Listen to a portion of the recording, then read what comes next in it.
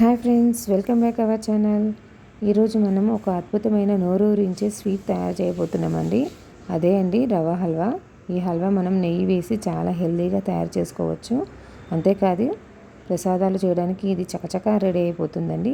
మరెందుకు ఆలస్యం, దీని తయారీ విధానం చూసేద్దామా. ముందుగా స్టవ్ వెలిగించి ఒక ప్యాన్ పెట్టుకోవాలండి.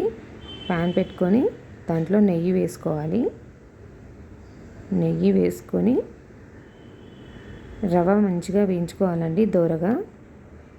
మీకు ఎంత కావాలి క్వాంటిటీ అనేది బట్టి నేను ఒక చిన్న గ్లాస్ వేసానండి దేవుడి ప్రసాదం కోసము.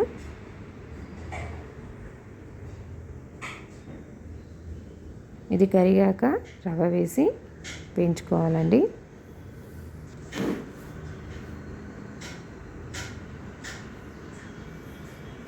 ఎంత బాగా దూరగా ఎగితే అంత బాగుంటుందండి.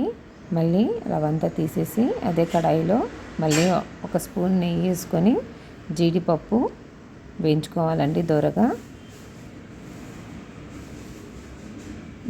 వేయించుకుంటే క్రిస్పీగా ఉంటుంది. అదే దాంట్లోనే ద్రాక్ష వేసుకోవాలి. ద్రాక్షలో కొంచెం ఫ్రై అయ్యాక వీటన్నిటిని తీసేయాలండి. తీసి ఇదే ప్యాన్లో మనం ఏ గ్లాస్తో రవ్వ తీసుకున్నామో అదే గ్లాస్తో వాటర్ పోసుకోవాలండి. డబుల్ క్వాంటిటీ పోసుకోవాలి. మీకు లూజ్గా కావాలంటే ఇంకొంచెం పోసుకోవచ్చు.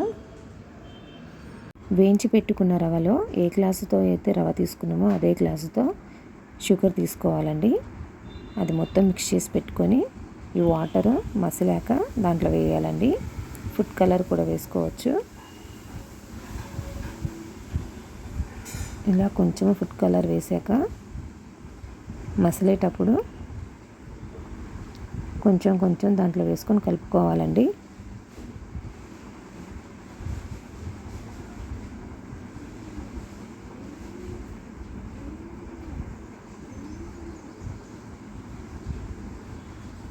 కలుపుకున్నాక దాంట్లో యాలకుల పొడి కొంచెం వేసుకోవాలండి.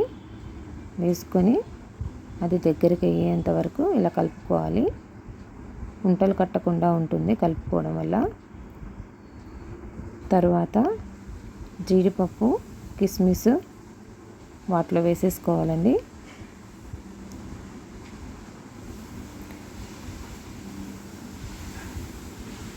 అంతే అండి, నోరూరించే రవ్వ హల్వా రెడీ అండి. చూసారా ఎంత సులభంగా తయారు చేసుకోవచ్చో. మీరు కూడా ట్రై చేయండి.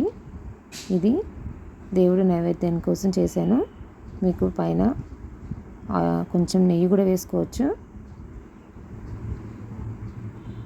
చూస్తున్నారు కదా ఎంత బాగుందో. మీరు ట్రై చేసి కామెంట్ చేయండి. Thank you for watching.